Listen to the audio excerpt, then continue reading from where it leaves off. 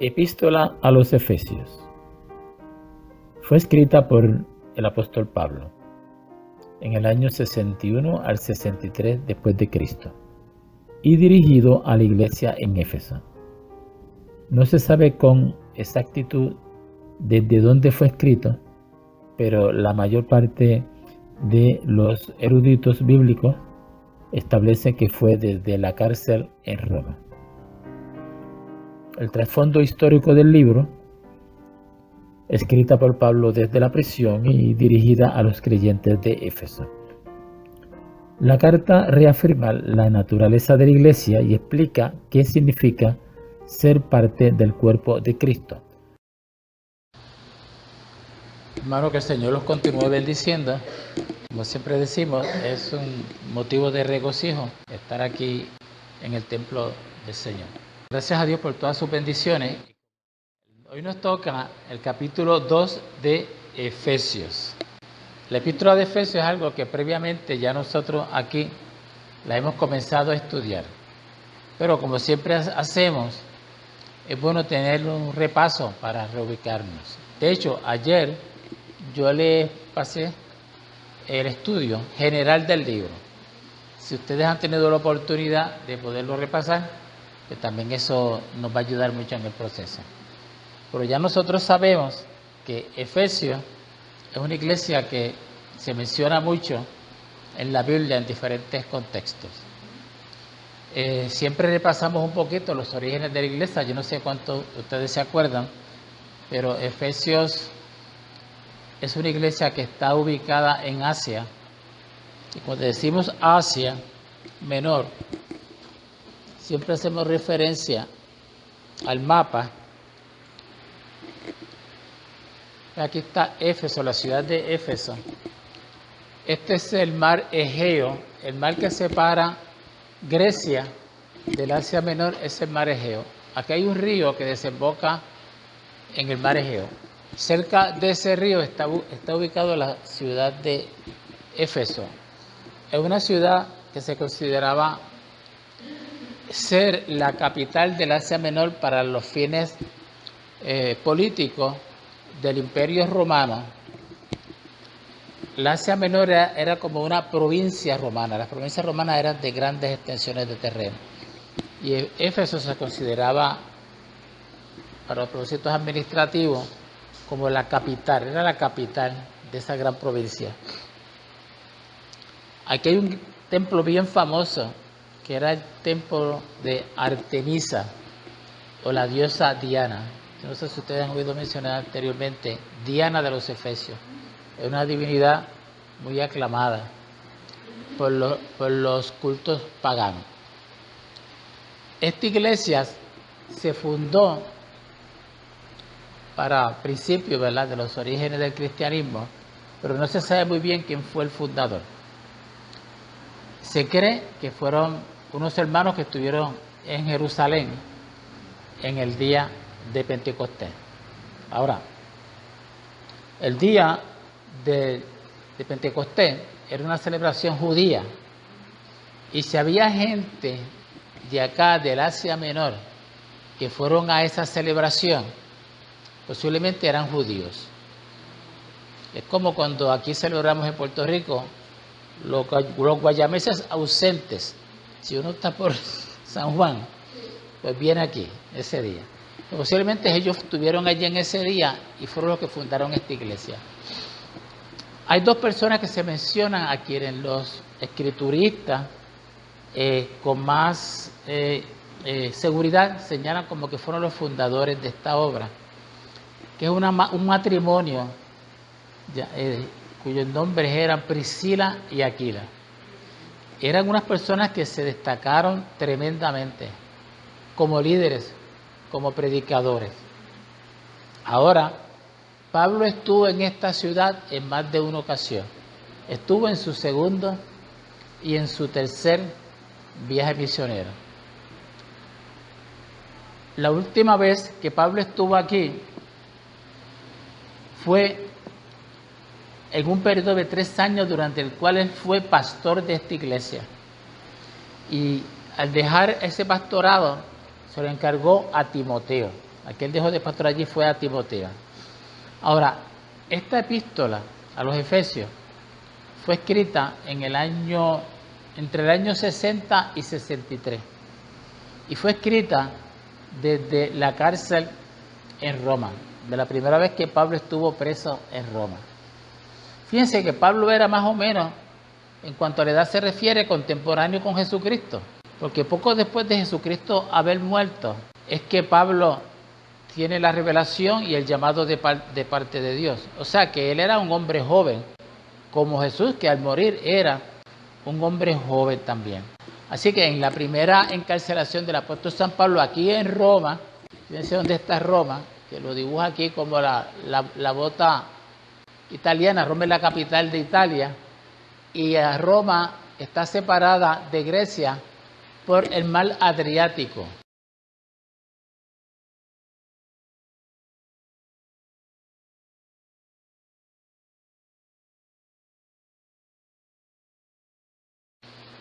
El mar Adriático. Yo he escuchado personas que han estado en esa parte más baja de Roma, de Italia, en la punta de la bota de Italia, que es donde comienza el mar Adriático. Dice que hay un cambio en el color del mar muy llamativo y muy impresionante. Fíjense que tiene una continuidad con el mar Mediterráneo, pero aquí se llama entonces mar Adriático. Cuando Pablo escribe a Efesios, envía esta carta con un hermano de nombre Tíquico. Entonces hay un grupo de epístolas que se agrupan por una razón, y es la razón de que Pablo estaba preso, las escribió desde la cárcel en Roma. Ya yo esto se lo he mencionado previamente. O sea, las epístolas desde la cárcel. Esas epístolas fueron esta que estamos mencionando, la epístola a los Efesios, la epístola a los Colosenses, la epístola a los Filipenses y una epístola a Filemón.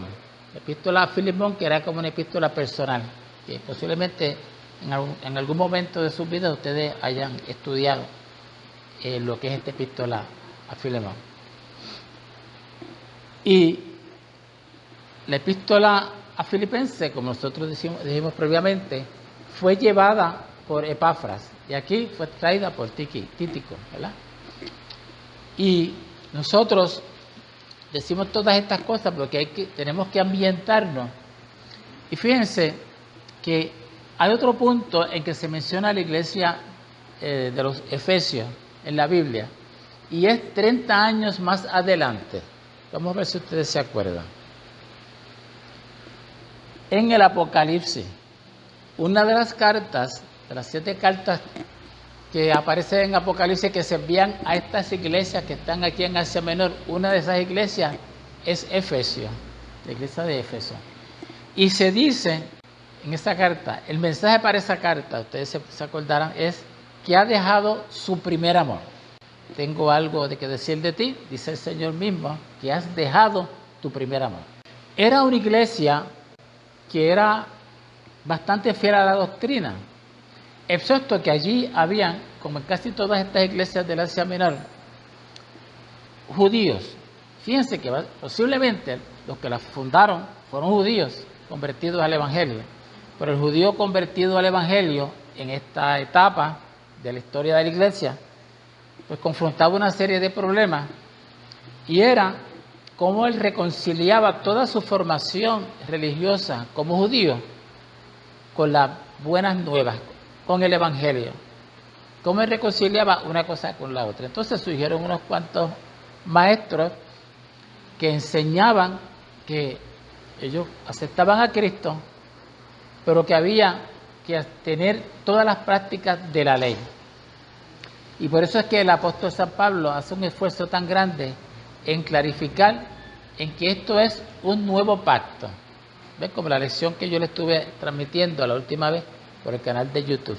El pacto antiguo y el pacto nuevo. Si es un pacto nuevo, pues entonces el pacto antiguo deja de tener vigencia. No es que fuera un pacto falso, es que era parte del plan de salvación. pero a la gente, como es pues lógico uno darse cuenta, pues se le hacía difícil, y se aparecían unos líderes que llevaban este mensaje equivocado, y esto pues existió prácticamente en todas estas iglesias. Pues entonces se creaban unas situaciones que no eran tan críticas, pero sí el apóstol Pablo también lo atiende en esta epístola, aunque no en este capítulo que estamos estudiando, los versículos de este capítulo que estamos estudiando en el día de hoy. Se podría dividir la epístola de los Efesios en dos grandes sesiones. Una primera sesión, que serían los primeros 3 capítulos, que es una sesión eminentemente teológica. Todos los aspectos que se están dando ahí son aspectos teológicos. Y un buen ejemplo de eso va a ser lo que nosotros vamos a estar considerando en esta mañana. Entonces, de los capítulos 4 al 6 son aspectos prácticos del Evangelio. En eso se atiende también el asunto de los judaizantes, y se atiende a algo que no se toca en estos versículos particulares que vamos a estar atendiendo en el día de hoy, pero que son bien importantes. Es la referencia al misterio del Evangelio, el gran misterio. ¿Cuál es este gran misterio del Evangelio? Consiste en que el nuevo pacto y el viejo pacto establecen unas diferencias abismales en lo que tiene que ver con el fundamento de la salvación, pero no son unas diferencias contradictorias, sino que son unas diferencias complementarias. Entonces, cuando San Pablo habla de el misterio, lo que quiere decir es que el misterio que ha sido revelado ahora, y lo toca aquí en alguna parte de Efesios, lo que quiere decir está haciendo referencia a unos aspectos de la salvación que en el antiguo pacto, en el Antiguo Testamento, ni siquiera se mencionaban. A eso que se refiere. Por ejemplo, la idea, el principio de que la salvación es por la fe, número uno. El otro gran principio con relación a este punto es que la salvación es por gracia, que no es por las obras. Y eso es lo que quiere decir con el gran misterio que se revela.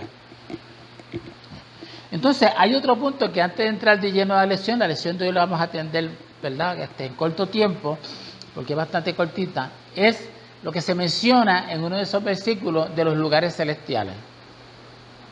El apóstol San Pablo dice que pues estamos ahora en los lugares celestiales. Y cuando usted estudia los diferentes comentaristas, pues hacen referencia y lo explican.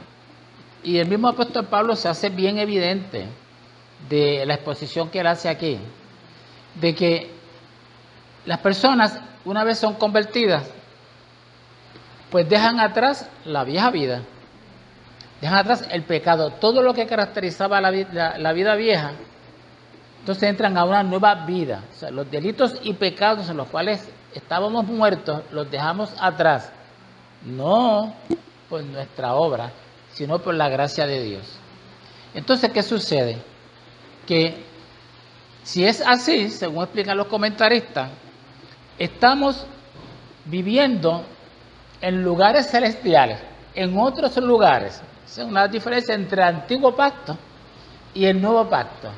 Estamos ahora en otros lugares. Bueno, eso es lo que la mayor parte de los comentaristas explican. Yo tengo otra explicación que no es contraria, es una explicación totalmente correcta, la que yo les acabo de exponer, pero yo tengo una explicación tanto más escritural, más gráfica, por decirlo así, en cuanto a lo que significa los lugares celestiales.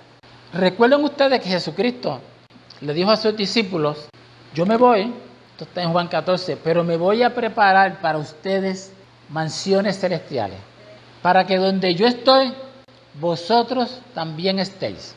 O sea que una mansión, ¿qué es? Un lugar.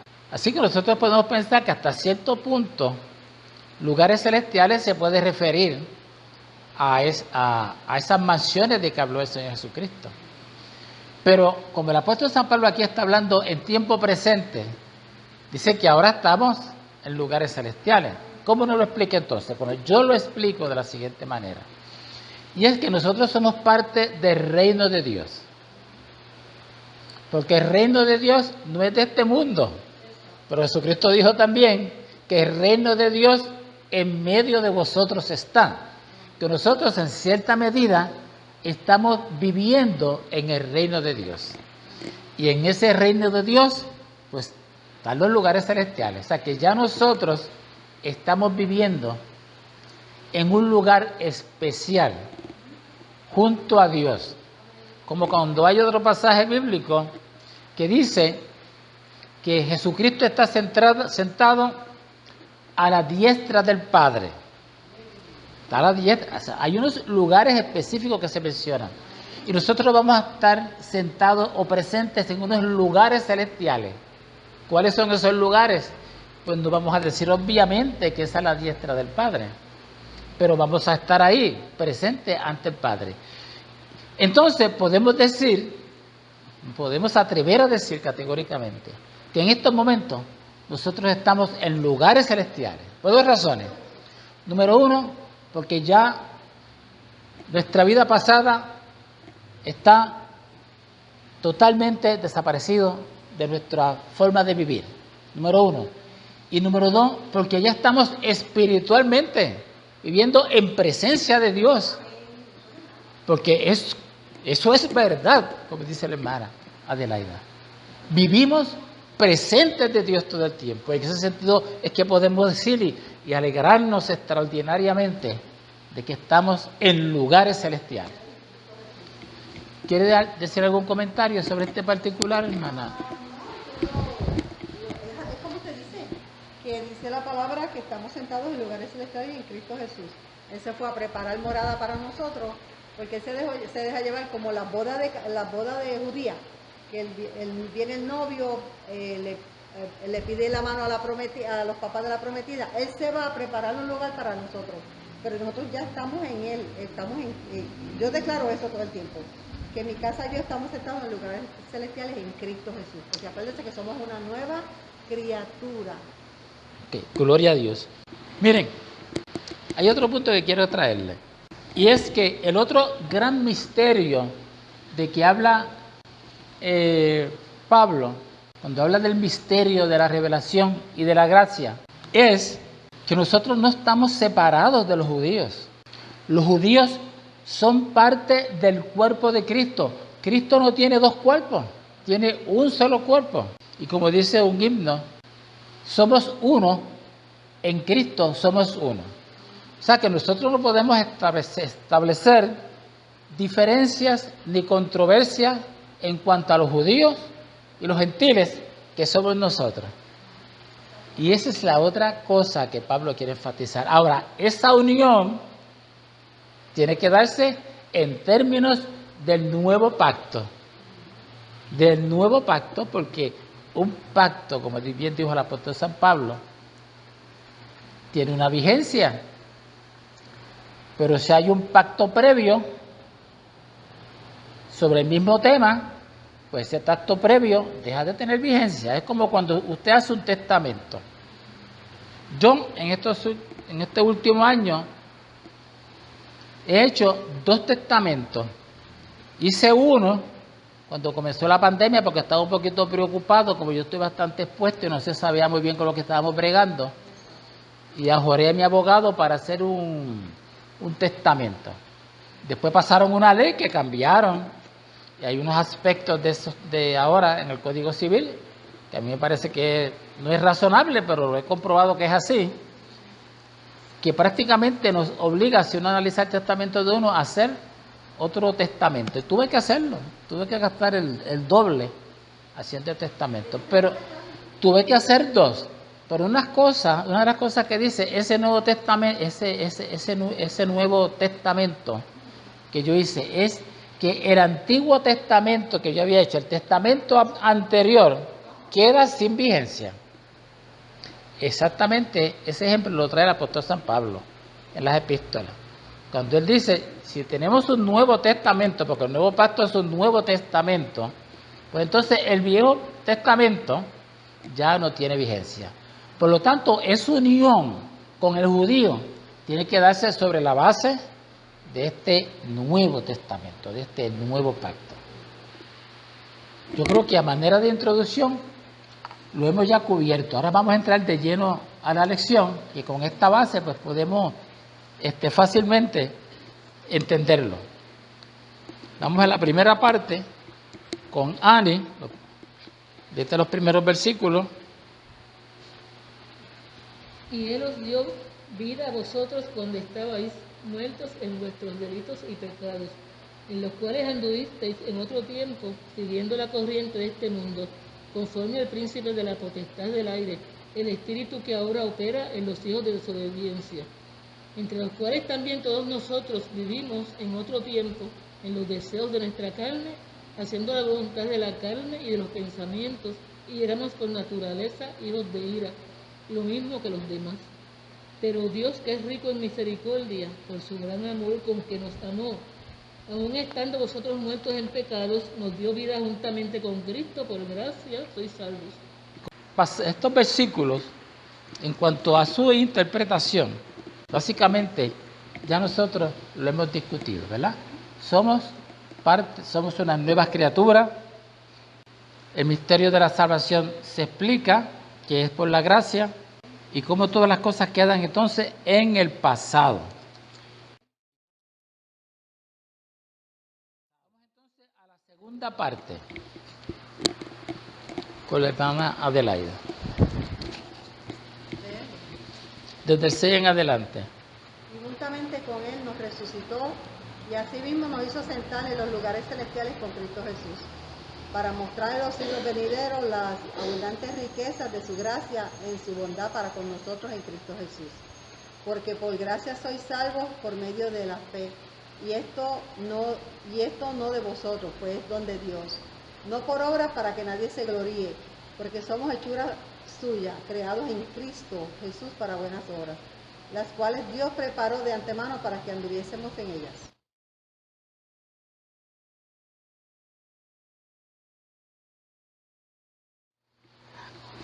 Aquí volvemos a estos tópicos que realmente ya lo hemos explicado. Nosotros que somos personas que llevamos mucho tiempo en la iglesia, entendemos muy bien lo que es el concepto de la salvación, la realidad de la salvación, que es por la gracia. Y aquí hay una ilustración muy buena en este expositor, donde una persona está prácticamente ahogándose y hay un salvavidas. ¿Qué otra alternativa tenía el ser humano? Si estaba muerto en sus delitos y pecados, con la ley no se pudo salvar, porque la ley era perfecta y el hombre era imperfecto.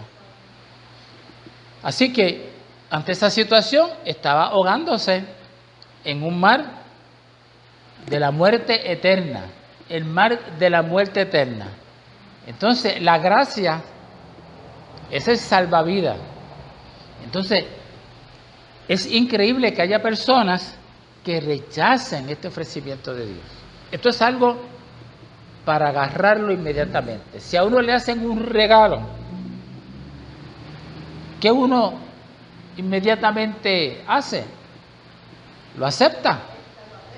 Un ser querido, alguien que nos ama, nos hace un regalo, nosotros lo aceptamos con regocijo. Dios nos ama, nos dio el regalo de la salvación. ¿Qué otra cosa hemos de hacer que no sea aceptarlo con gozo, con agradecimiento? Y, bien importante, con la firme voluntad de jamás apartarnos de este camino. Porque, ¿qué nos queda si nos apartamos de este camino? Nos queda la perdición. Ahora, yo para terminar, quiero llevarlos a la página 131 para repasar aquí una parte que dice ideas técnicas,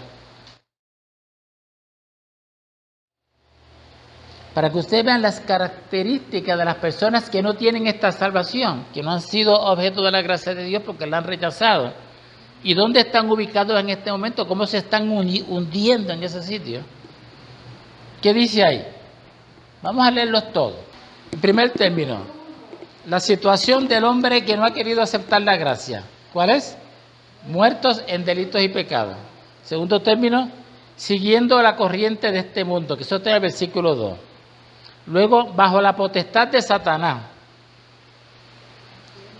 haciendo la voluntad de la carne, haciendo la voluntad de los malos pensamientos, hijos de ira por naturaleza.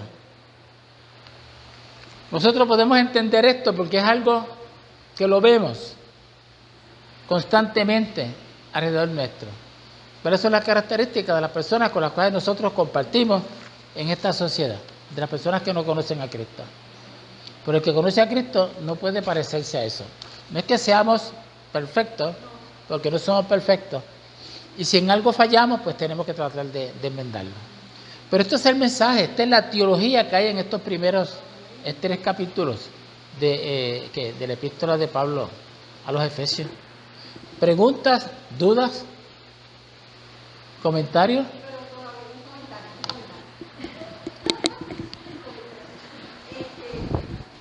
Todavía hay personas que piensan que tienen que trabajar para la salvación. Hay otras que no están seguras de su salvación y piensan que cuando vayan al cielo va a haber un juicio. Entonces allí va a estar las ovejas y las cabritas. Le digo porque yo hablo con mucha gente y usted sabe la cosa. Entonces, vamos a estar allí en ese juicio y las ovejas para un lado y las cabras para otro. Algo así. Eso es lo que me dicen a mí, ¿verdad? No están seguros de la salvación. Digo, no, tú tienes que estar seguro de tu salvación. No, porque todavía yo peco. Y es bien difícil sacar a la gente de eso. Y es un problema bien serio si una persona piensa de esa manera, porque la obra de Cristo es eterna. La obra de la redención. La redención es un término que se referiría originalmente al estado de la esclavitud. El esclavo es libre y una vez es libre, permanece libre.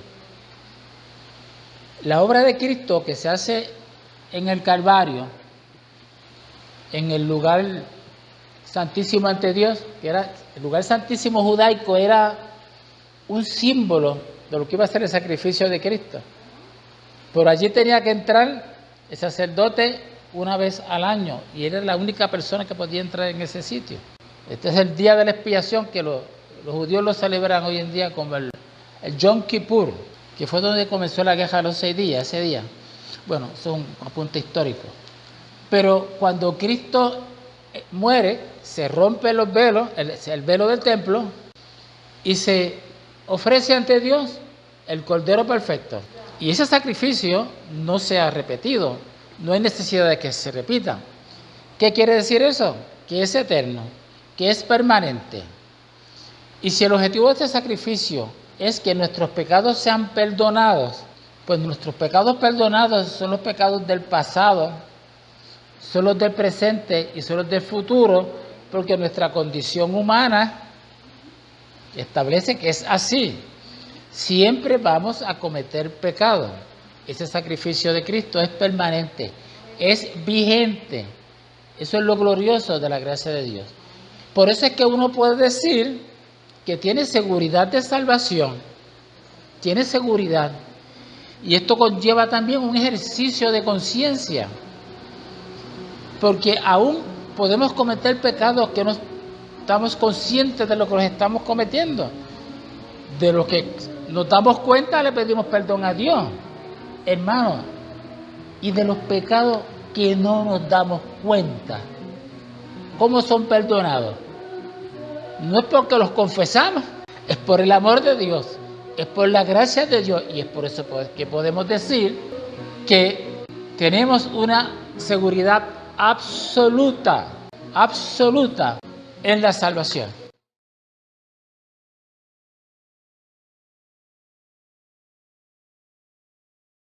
Recalca la importancia de la unidad y el uso de dones espirituales. El apóstol se propone fortalecer la fe de la congregación de Éfeso y procura que tomen conciencia de la lucha contra los ataques del maligno, los cuales deben combatir con armas espirituales. La iglesia estuvo compuesta por gentiles y judíos. Es un género de literatura epistolario. La razón principal por la cual se escribió fue que existía una división entre los efesios y que estaban entre los judíos y gentiles.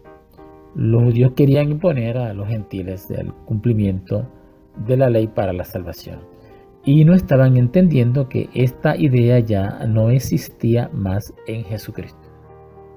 Palabras clave en Efesios: Cristo, Espíritu Santo, rico, lugares celestiales, en otro tiempo, gracia, poder, cuerpo, redención. La ocasión para la escritura de esta carta. Tíquico, quien es portador de esta carta, Efesios capítulo 6, versículo 21, también es portador de 2 cartas a Colosas. Esto lo encontramos en Colosenses y Filemón. En Colosenses capítulo 4, del 7 al 9. Tal vez después de reflexionar más en la situación de los colosenses y en la gloria de Cristo, y conociendo el temor de los de Asia, de los gobernantes de las tinieblas, Pablo escribe una carta personal y pastoral general para las iglesias de esa área. El ámbito cósmico de la obra de Cristo, la reconciliación de los judíos y los gentiles, obrada por Cristo por medio de la cruz, son los énfasis principales.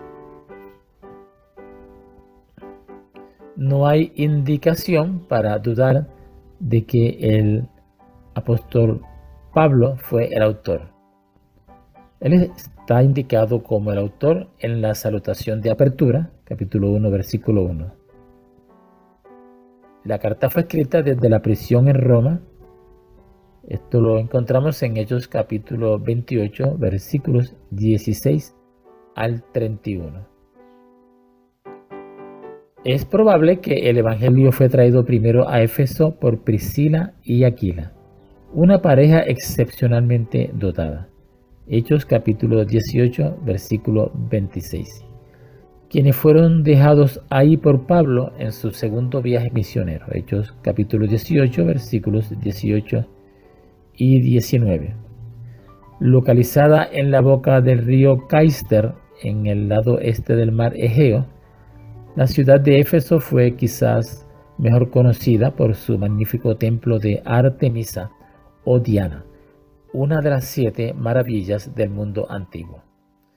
También fue un importante centro político, educativo y comercial, clasificado con Alejandría en Egipto, Antioquía de Pisidia en la parte sur de Asia Menor.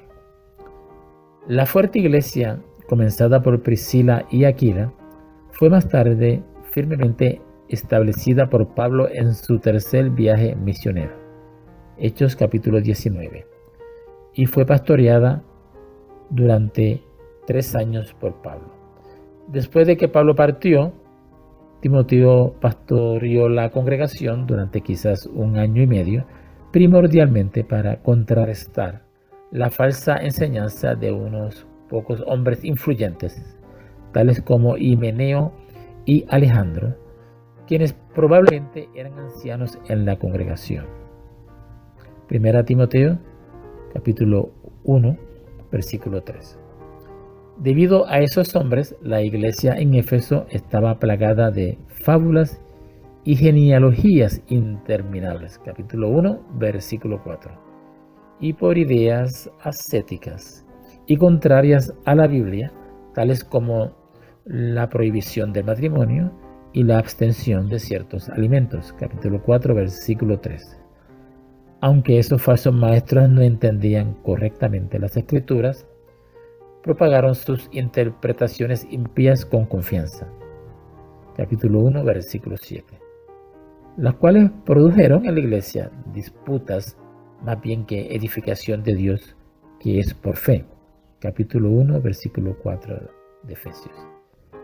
30 años o algo así más tarde, Cristo le dio al apóstol Juan una carta para esta iglesia, indicando que su pueblo había dejado su primer amor por él.